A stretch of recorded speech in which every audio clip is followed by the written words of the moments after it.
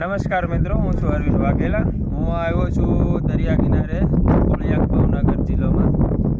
તો અહીંયા જે કોઈ વિસર્જન કરવા આવે છે ગણપતિ બાપાનું, તો તમે જોઈ રહ્યા છો કે ગણપતિ બાપાની મૂર્તિ કઈ હાલતમાં પડી છે, કઈ રીતે પડી છે. પછી નાની નાની મૂર્તિઓ અલગ અલગ છે બધી, તો તમે જોઈ રહ્યા છો કે કઈ હાલતમાં છે. આ માણસો જે પબ્લિક હાલતો હોય એના હાથમાં હાથ પગ આ તમે જોઈ રહ્યા છો કે આ કોઈ હાલવાવાળાના પગમાં આવે તો એનું અપમાન કેટલું થાય.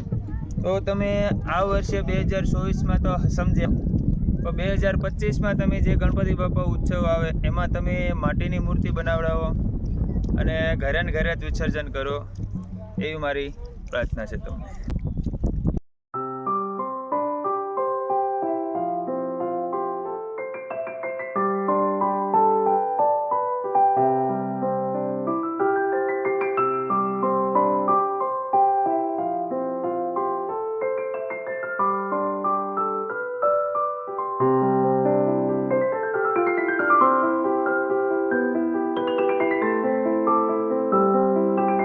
જોઈ રહ્યા છો કે ગણપતિ ઉત્સવ નિમિત્તે જો લોકો વિસર્જન કરવા આવે છે કોળિયાકની મારીમાં, તો તમે જોઈ રહ્યા છો કે મૂર્તિઓની હાલત કેવી છે.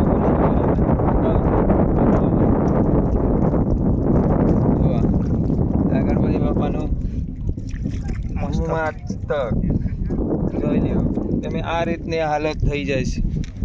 તો તમે માટીની મૂર્તિ બનાવડાવો અને ઘરે જ વિસર્જન કરાવડાવો, જેથી કરીને દરિયામાં કોઈના પગ નીચે ન આવે અને જેથી કરીને આ બાપાનું અપમાન ન થાય. તમે જોઈ રહ્યા છો કે મૂર્તિઓ જ્યાં હોય ત્યાં પડી છે.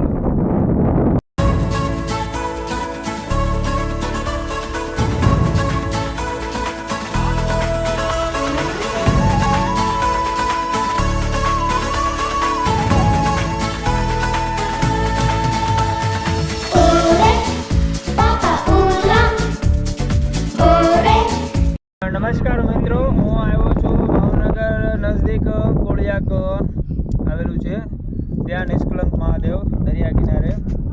તો અહીંયા આવ્યો એટલે મને થોડુંક દુઃખ થયું કે ગણપતિ બાપાનું તમે જોઈ રહ્યા છો વિસર્જન કરવા તમે આવો છો,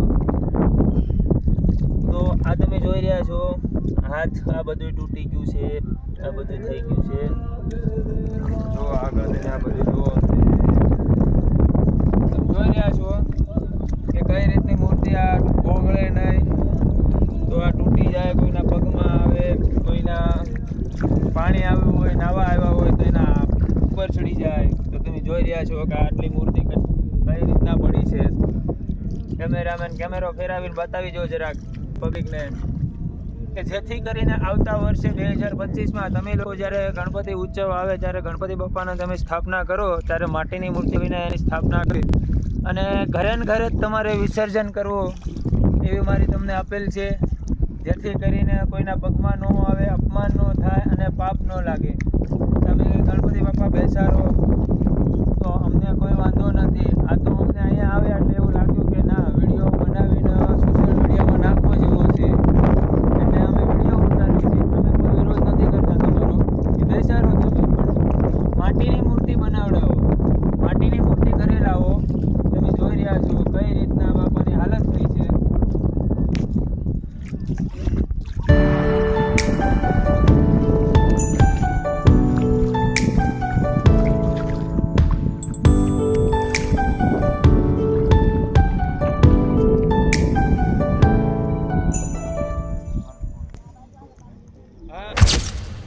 હાલે આવી છે અંદરથી. હા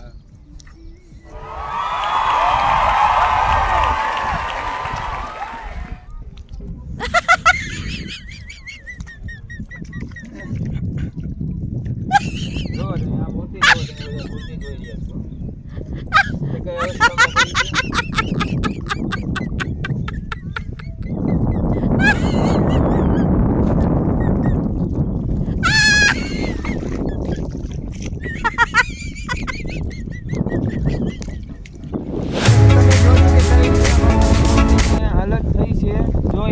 પણ બતાવી દો કેમેરામેન.